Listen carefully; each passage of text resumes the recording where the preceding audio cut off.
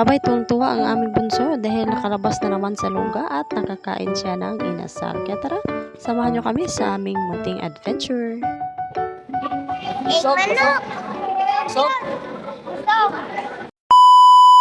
Sino nga ba ang magkakakala na may mabubuting puso pala tayo mga kaibigan dito sa Whitey World? Kaya tuwang-tuwa ang aming bunso nang malaman niyang pupunta kami ng Dipolog. Pagkagising nga lang yan, nagtanong na yan kung anong oras daw kami alis. Kaya lang sabi ko, ang sobrang init naman talaga ng panahon. Halos matusta nga yung utak ko kung ano yung gagawin ko pang content. Kaya nakaka-pressure naman talaga itong mga ginagawa namin, pero malaking tulong na rin po ito sa aming mga munting vlogger para naman makilala namin ang aming kakayahan at mailabas namin ang aming mga talento. So maraming salamat sa mga sumusuporta at sa mga nanonood at sa ating mga sponsors na nakantabay sa ating mga video. Ito nga at paalis na kami sa aming bahay. Ito ay alas 4 po ng hapon kasi wala na masyadong init. Kasi kapag umaga kami umalis, pag uwi namin ang init-init na, pag kumain kami ng halo-halo ay tulo sipo na.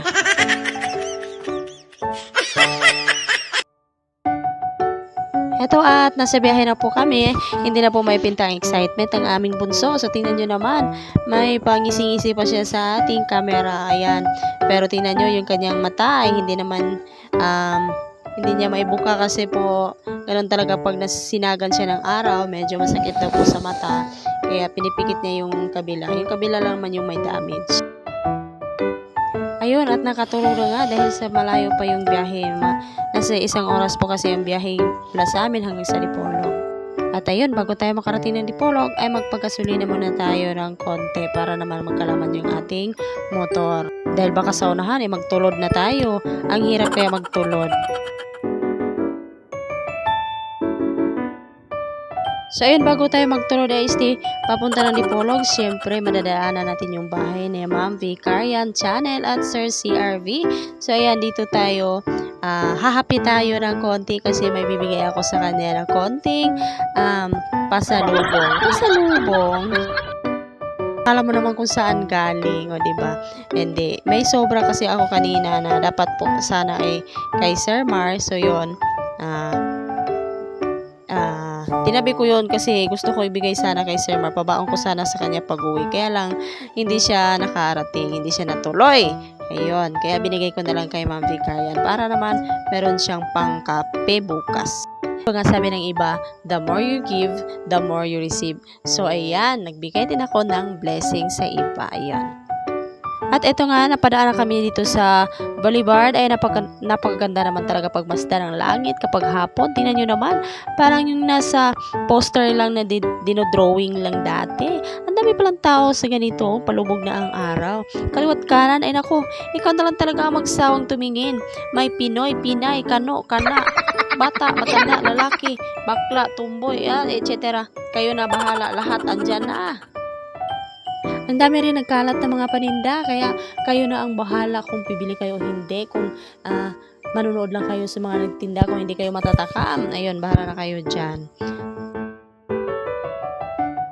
Ang ganda talaga ng langit, ang ganda niya pagmasdan. Iba talaga ang gawa ng ating Diyos. Di mo ma-explain kung paano niya yan dinodrawing ang ating mundo. Pero yung iba, wagas kung makaabuso, di ba?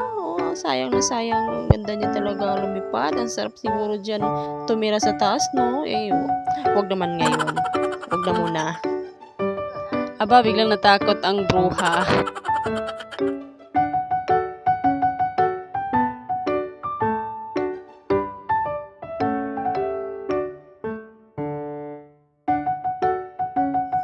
O ayan, hindi ko na namalayan ang oras. Ang bilis pala naming dumating. Abay, andito na pala kami sa City Mall. So ayan, dandahan na bumaba sa aming SUV. Si Bunso, SUV, Gago! Manifesting. Nakakatuwa nga at nakakalakad na siya ngayon. Nung dati, nung pumunta kami dito, ay buhat-buhat ko pa siya. Kahit nga pupunta sa CR, ay kailangan ko pa siyang buhatin. Kaya nagiging macho man na talaga yung katawan ko ngayon. Kaya nga malaking pasasalamat namin sa mga tumulong sa amin noon. Dahil kung hindi nila kami tinulungan, siguro hindi na namin nakakasama yung anak namin ngayon. At salamat nga rin po pala sa mga doktor at mga nurses na naging katuwang namin sa ospital habang kami ay nandoon. Talagang nagbigay si Lord ng way para ibigay kayo sa amin para tulungan nyo kami. Maraming salamat po sa inyong lahat. Ayan, pumasok na nga kami sa loob. Tingnan nyo naman yung mukha ni Lumingon sa Jollibee. Ayaw niya talaga. Gusto niya talaga yung mang inasal. Paborito niya kasi yung barbecue. Pati nga yung lechong manok, tawag niya doon is chicken manok. Konti lang naman ang mga customer pero ang tagal din namin nakakain dahil nag-iihaw pa yung mga staff. Siguro, dinako pa nila yung manok sa farm. Nainip na nga at naantok na siya. Wala kaming magawa kundi ang maghintay kaysa naman umuwi kami, magsaing at magluto pa ng ulam.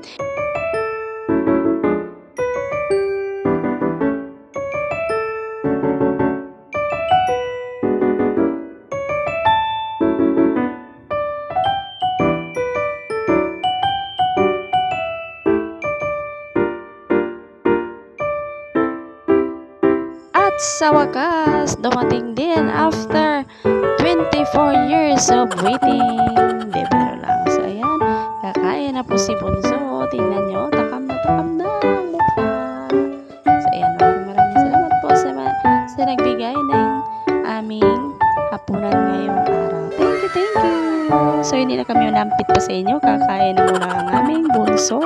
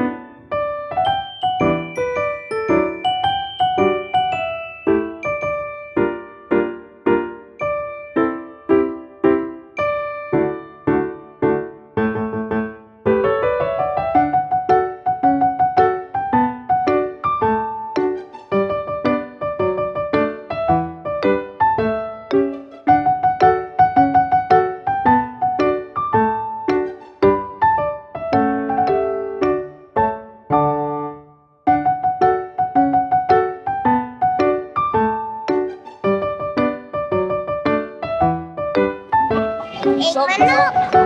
So, Tulad na yan, Nick! Tulad na to! bagay? Ay, tulad na ito sa ito! Dahil tulad na ito!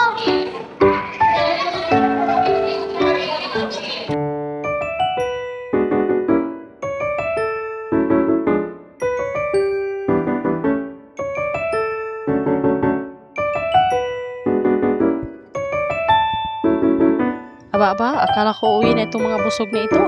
Hihirit pa talaga si Bunso. Ano makipaglaro pa dun sa toylan. So, hala, pagbigyan natin dahil minsan-minsan lang naman tayo dumalaw dito. Ginawa na nga nila akong videographer dito. Napakahirap talaga maging vlogger. Kaya patago akong nagbibideo dito kasi nung una akong nagvideo dito, sinita ako ng isang babae. So, ayun, na-delete ko tuloy yung ginawa kong video. Pero nautakan ko rin yung babae kasi pagkatapos nirestore ko rin yung video. So ayun, andun pa rin sa cellphone ko hanggang hindi ko pa rin mai-upload. Talaga namang nakakatuwa pagmasdan yung mga anak natin kapag ganitong naibigay natin yung mga gusto nila. Hindi talaga may pinta sa mukha nila ang tuwa. Kasi naman minsan lang naman talaga maging bata. Pero lagi nating isipin na hindi naman sa lahat ng panahon ay ibigay natin yung mga hilig or gusto nila sa buhay. So, kailangan din pa rin may limitations tayo para hindi naman lumaki silang spoiled.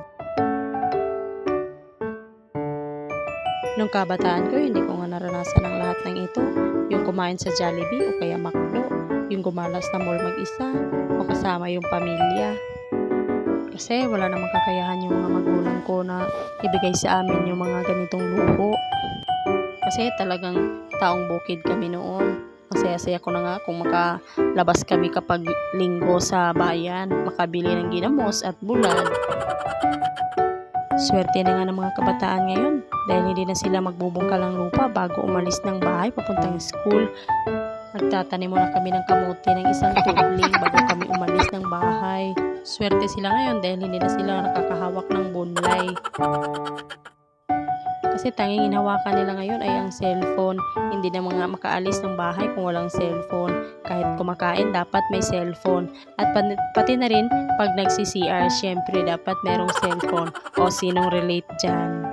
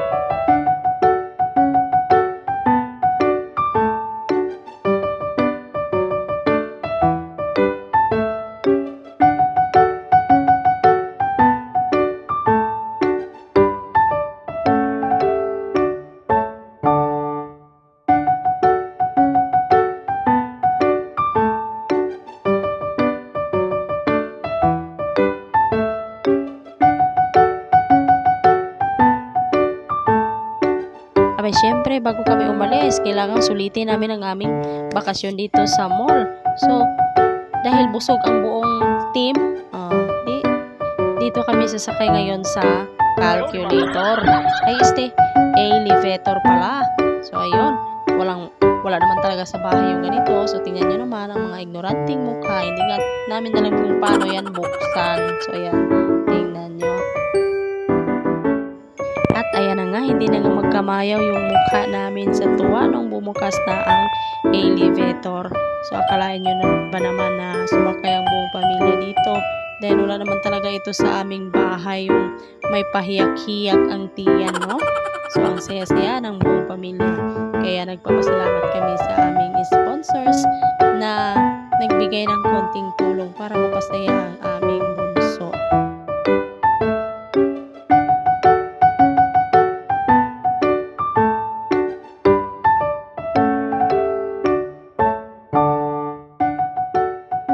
At ayan na nga, hindi namin namalayan ng oras, mag-alas 9 na pala ng gabi, kaya uuwi na ang buong team.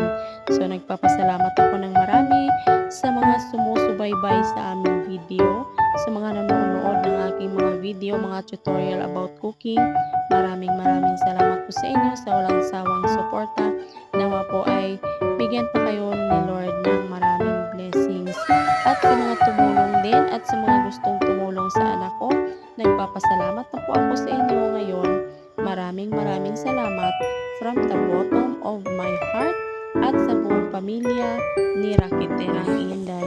Thank you, God bless, and we love you. Maraming salamat. At huwag po niyong kalimutan mag-like, comment, and subscribe sa aming channel. Yan lamang po. Ako si Rakiterang Inday, nagsasabing bye-bye.